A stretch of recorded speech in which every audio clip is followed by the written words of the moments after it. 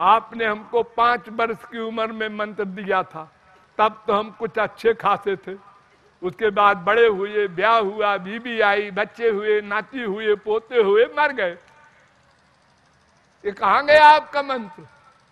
तो तुम्हारा अंतःकरण खराब है, गंदा है।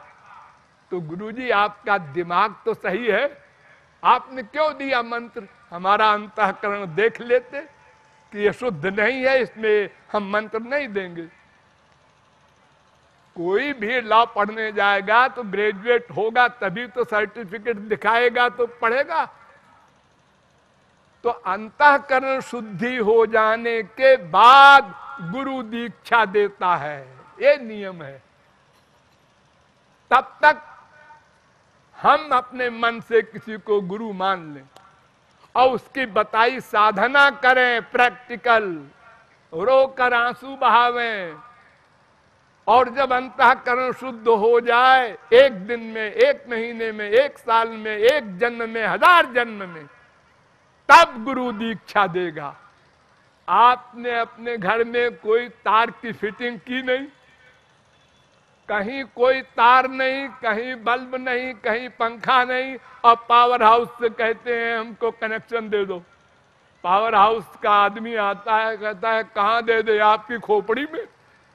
पहले से फिटिंग करो, पहले अंतःकरण को क्लीन, शुद्ध करो, तब वो दिव्य प्रेम को सह सकते हो। इतना आनंद है उसमें, चूर चूर हो जाएगी, हड्डी के टुकड़े नहीं मिलेंगे अगर वो प्रेम दे दिया जाए तो।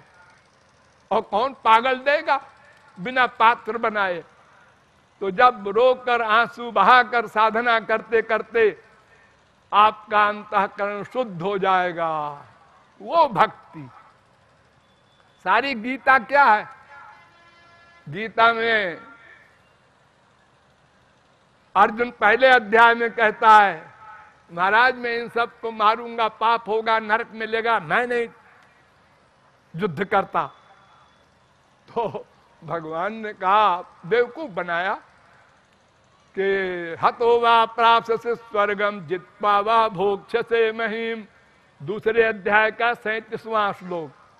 अर्जुन, अगर जीत गया तो पृथ्वी, मर गया तो स्वर्ग, दोनों हाथ लड्डू। अर्जुन ने कहा, सवेरे से आपको कोई मिला नहीं, मुझे ही बना रहे हो? अरे मृत्युलोक में तो हम देख ही रहे हैं आनंद नहीं है, और स्वर्गलोक का आप बता ही चुके हैं, तेतम भुक्त्वा स्वर्गलोकम विशालम, वहां भी सुख नहीं है। तो मैं युद्ध नहीं करता। 18 अध्याय का लेक्चर दिया, वेदांत, न्याय, सांख्य, मीमांसा, पातंजलि, वैशेषिक, सब दर्शनों का। अर्जुन ने कुछ नहीं समझा। तो 18वें अध्याय के 64वें श्लोक में भगवान ने कहा, आखिरी सुन, अब इसके आगे मैं नहीं बोलूंगा। सर्वगुह्यतमं भूय शृणु मे परमं वचा।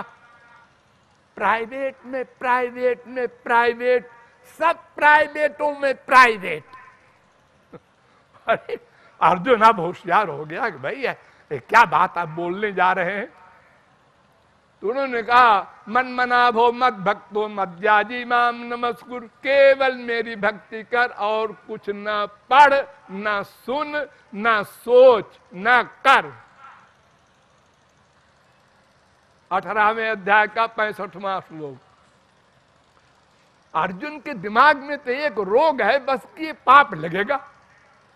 तो वो कहता है, सब बात तो सब ठीक है आपकी महाराज, केवल भक्ति करूं, लेकिन ये मर्डर तो होगा है। तो भगवान ने फिर इसके आगे कहा 66वें श्लोक में, सर्वधर्मान परित्यज्य मामेकं शरणं व्रज। सब चीज तू जो धारण करता चाहता है, पाप पुण्य ये वो वेद शास्त्र सब फेंक, और मेरी शरण में एकम। और पाप जो बात करता है ना, तो अहं त्वाम सर्व पापेभ्यो मोक्षयिष्यामि। अरे कानून ऐसा है कि अगर मेरी शरण में कोई आता है तो उसके सारे पाप माफ कर दिए जाते हैं, ये कानून है वेद में भी। तो तू पाप से क्यों डरता? तू अपनी दुश्मनी से नहीं मार रहा है किसी को। तू ऐसा कर, तस्मात् सर्वेषु कालेषु मां मनुस्मर युद्ध च, निरंतर मन मुझ में रख और युद्ध कर। तो फिजिकल वर्क हो गया युद्ध। तो फिजिकल वर्क लिखा नहीं जाता हमारे यहाँ, न फल मिलता है। करोड़ों मर्डर किया अर्जुन ने, हनुमान जी ने किया, ब्रह्म हत्याएं लंका में, वो भगवान ने लिखा ही नहीं। क्यों? वो फिजिकल वर्क किया, मन उनका भगवान में था। तो जीरो में गुना चाहे जीरो से करो, चाहे जीरो में गुना करोड़ से करो, जवाब जीरो आएगा। उनका मन भगवान में है। बिना मन के कोई भी कर्म कर्म नहीं कहलाता है। ध्यान दो इस पॉइंट पर, भगवत प्राप्ति तक काम देगा। ये जो हम लोग कीर्तन करते हैं, राम राम श्याम श्याम हरे राम, ये कुछ नहीं है, ये धोखा है। मन का अटैचमेंट कहां है, उसी का फल मिलेगा भगवान के यहां। मन का, मन एव मनुष्याणाम कारणम बंध मोक्षयो, ब्रह्म बिंदु उपनिषद, नारद पुराण, अनेक स्थानों में ये कोटेशन है। मन ही कर्म का कर्ता माना जाता है। एक बार राम मत कहो, मन का सरेंडर हो जाए भगवान में, माम एकम शरणम ब्रज, हो गई भगवत प्राप्ति। हम लोग फिजिकल साधना बहुत करते हैं। भगवान कहते हैं मन मुझको दो और शरीर से कर्म करो संसार का, और हम उल्टा करते हैं। मन देते हैं संसार को और इंद्रियों से भक्ति करते हैं भगवान की, वाणी से, कान से, हाथ से पूजा, पैर से चारों धाम की मार्चिंग। ये क्या है? इससे कुछ फायदा हुआ? फायदा तो कुछ नहीं हुआ, आसक्ति तो बढ़ती जा रही संसार में। अरे तो दवा खाने से फायदा न हो तो डॉक्टर से पूछो, कहीं गड़बड़ हो रही है। नहीं जी, फुर्सत नहीं हमको, हाँ बूढ़े हो गए। लेकिन ये फीलिंग न हुई कि आखिर इतने दिन हमने भगवान के पूजा किया, पाठ किया, पुस्तकें पढ़ते हैं, हनुमान चालीसा, शिव चालीसा, दुर्गा चालीसा और सुंदर कांड और गीता। एक किताब पढ़ने से क्या होगा? अरे गीता में लिखा है मेरी शरण में आओ, तो जाओ शरण में। ऐसे बोलने से नहीं चलेगा, भक्ति करो। और तुम भी कह रहे हो मेरी भक्ति करो, अरे इससे क्या होगा? शब्दों के पढ़ने से कुछ नहीं होता। और फिर तुम्हारा अनुभव भी तो है कि हाँ जी बहुत दिन हमने शब्द पढ़े, जप किए, पूजा किए, बद्री नारायण गए, इससे कुछ नहीं होता। मन से भक्ति करनी होगी, रो कर पुकारना होगा और कोई कामना नहीं रखनी होगी। ये शर्त। न संसार मांगो न मोक्ष, उनका दर्शन मांगो, उनका प्रेम मांगो। ये दो चीज के अलावा कोई कामना लेकर मत जाओ भगवान के पास, वरना नास्तिक हो जाओगे। हाँ, वैष्णो देवी के यहाँ गए थे, हमने बेटा मांगा तो बेटा मिल गया। तो फिर क्या हुआ? फिर उसके बाद बेटा बीमार हुआ तो डॉक्टरों ने जवाब दे दिया। तो फिर वैष्णो देवी के पास गए, तुम लौट के आए तो बेटा मर गया। तो जब तुमने बेटे के होने का कारण माना वैष्णो देवी की कृपा को, तो उसके मरने का भी कारण मानना पड़ेगा। अरे कुछ नहीं, वैष्णो देवी सब बेकार है।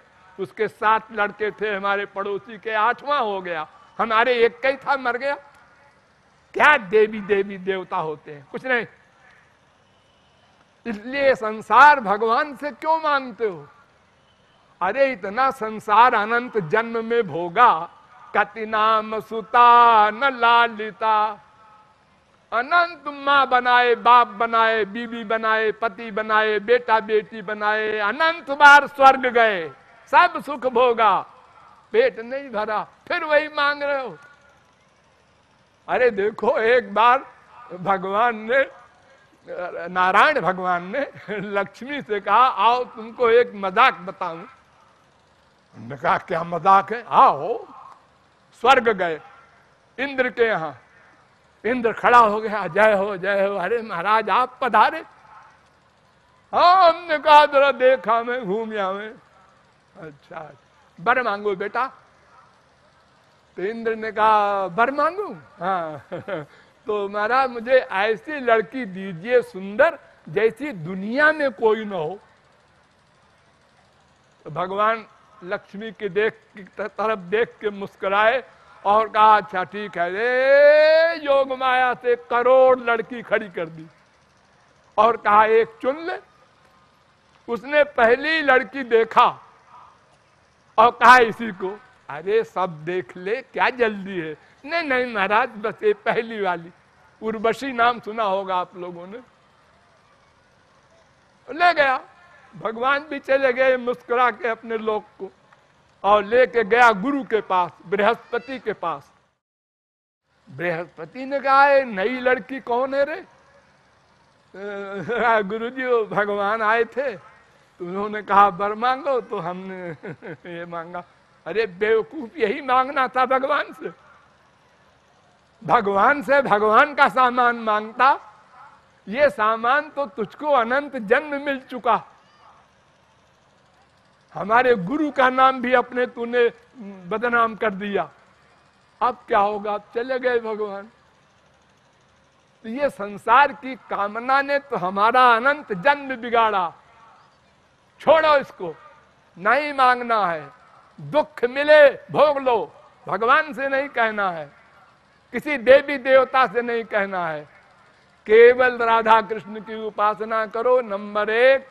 मोक्ष तक की कामना न करो, नंबर 2। और रो कर पुकारो, नंबर 3। और हर जगह हमेशा ये रियलाइज करो वो हमारे हृदय में है। वेद कह रहा है, शास्त्र कह रहा है। एकस्तयो खादति पिप्पलान्न मन्यो निरन्नो पिबले न भूयान। 11वें स्कंद के 11वें अध्याय का 6वां श्लोक। दास पर्णा सयुजा सखाया, इस वेद मंत्र का अनुवाद। आपके हृदय में एक आप रहते हैं, एक आपका बाप, दोनों एक साथ। आप कुत्ते बनेंगे वहां भी वो साथ जाएगा, गधे बनेंगे वहां भी वो साथ जाएगा। ऐसा बाप है, साथ नहीं छोड़ता।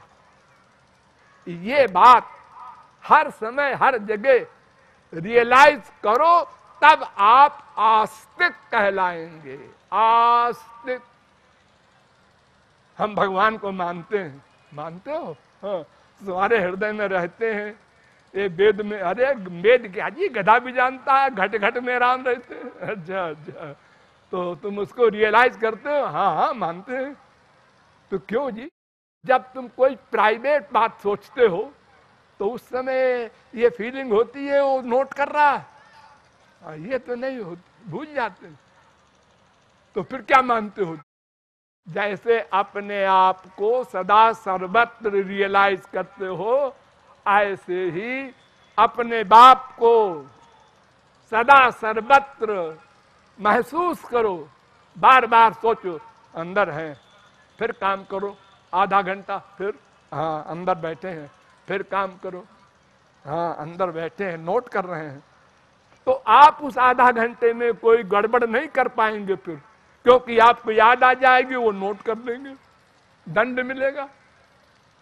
हम संसार से तो डर करके पाप कम करते हैं और भगवान से नहीं डरते।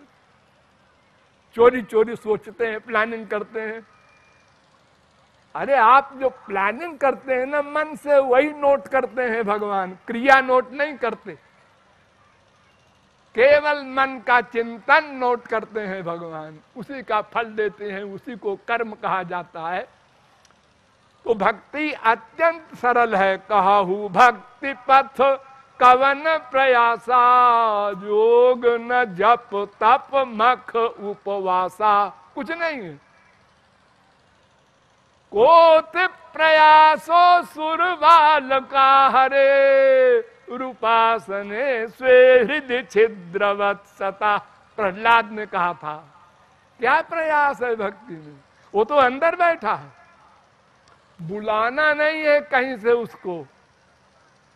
हम अपने माँ को, बाप को, बीवी को बुलाते हैं किसी और कमरे में, अरे सुनो, ऐसा नहीं, वो तो अंदर बैठा है। केवल आप मान लो, बस इतनी सी बात है।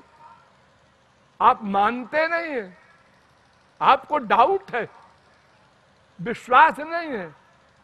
आप लोग भोग लगाते हैं भगवान का, हाँ, क्या करते हैं, पानी छोड़ते हैं ऐसे, थोड़ी देर आंख बंद करते हैं 2-4 सेकंड को और खाने लगते।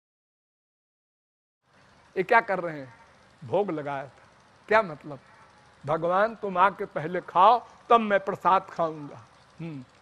एक बात बताओ, तुमने कभी ये भी सोचा कि देखूं तो क्या खाया है भगवान ने? अजी नहीं, भगवान खाएंगे थोड़े, तो फिर आप क्या भगवान से एक्टिंग कर रहे थे ऐसे पानी डाल के? जब आपको इतना अविश्वास है पक्का कि खाएंगे नहीं, तो फिर ये क्या धोखा दे रहे थे भगवान को? आपको फील होना चाहिए था, अरे आज भी नहीं खाया, रोना चाहिए था। नहीं, कोई फीलिंग नहीं। ये सब गड़बड़ी जो हमारे विकार हैं मानसिक, इनको हटाओ और विश्वास पूर्वक उनको सदा अपने साथ मानो, और एकांत में घंटे 2 घंटे जो बैठ के पूजा पाठ करते हो वो बंद करो, उनका रूप ध्यान करके आंसू बहाओ और रूप बनाओ, वो भी अपने मन से, और श्रृंगार करो अपने मन से। हीरो का हार पहनाओ, कोहनूर सरी के हीरो का, मन से बनाओ। आजा, आ गया, ए पहनाया, हाँ कितने सुंदर लग रहे हैं श्याम सुंदर। क्योंकि गरीब हो, तुम कहोगे हमको तो हीरे का हार कहां से लाऊं मैं पहनावे। अरे भगवान कहते हैं मनोमयी मणिमयी प्रतिमाष्ट विधा स्मृता। भागवत, मन से बनाई हुई मूर्ति की पूजा करो, कोई सामान की जरूरत नहीं। तुम पत्थर की मूर्ति की पूजा करते हो, कोई चीज जब नहीं होती, मान लो आज अक्षत नहीं है वहां, तो चिल्लाते हो बीबी को, अरे क्यों री अक्षत नहीं रखा? लो पूजा कर रहे हो क्रोध कर रहे हो। तो सब मानसिक पूजा करो और सदा मन में साथ रखो उनको। इस प्रकार अभ्यास करने से धीरे धीरे अंतःकरण की शुद्धि हो जाएगी, तब गुरु दिव्य प्रेम देगा। उसी क्षण माया निवृत्ति, भगवत प्राप्ति, त्रिगुण त्रिकर्म त्रिदोष पंचक्लेश पंचकोश सब समाप्त।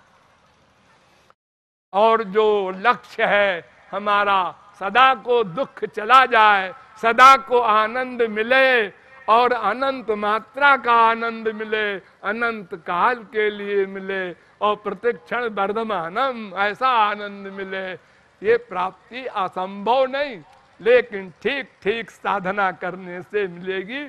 बहुत सरल है, भक्ति में कोई कठिनता नहीं है, कोई तिकड़म नहीं है। मोह कपट छल छिद्र न भावा। देखो, आप जब पैदा हुए तो आपने क्या किया? भक्ति मार्ग अपनाया। क्या किया? रोए। आप रोए, मां हंसी जिंदा है, जिंदा है। जब जब आपको कोई चीज की जरूरत पड़ी आप रोए, भूख लगी रोए, पेट में दर्द हुआ रोए। अब माँ का काम है अपना सोचे विचारे, खोपड़ी लगावे कि क्यों रोया और इलाज करे। तो माँ तो अल्पज्ञ है, भगवान तो सर्वज्ञ है। आप सरेंडर कर दो, वो सब संभालेगा। और अगर आप कुछ कुछ करने लगते हैं, साल भर के हो गए, 2 साल के हो गए, तो उतना उतना माँ कम करने लगती है। जब सब काम करने लगते हैं तो माँ कुछ नहीं करती। नहाया नहीं रहे अभी, मम्मी आप तो रोज नहलाती थी, अरे तो बड़ा हो गया, जा नहा ले अपने आप। ऐसे ही जब हम कर्ता होते हैं तो भगवान नोट करता है खाली और फल देता है। और जो हम शरणागत हुए 50% तो 50% भगवान हमारे योगक्षेम को वहन करता है। और जब हम माम एकम शरणम ब्रज हो गए तो भगवान हमारा पूरा योगक्षेमम बहाम्य हम, फिर हम निश्चिंत हो जाते हैं। फिर सदा पश्यन्तु सूरयः तद विष्णु परमम पदम। सुबाल श्रुति वेद के अनुसार सदा को भगवान के लोक में भगवान की सेवा करते हैं और सदा को आनंदमय हो जाते हैं। इन शब्दों के साथ आज का प्रवचन समाप्त होता है। शेष फिर कभी। बोलिए लाडली लाल की जय। राधे राधे।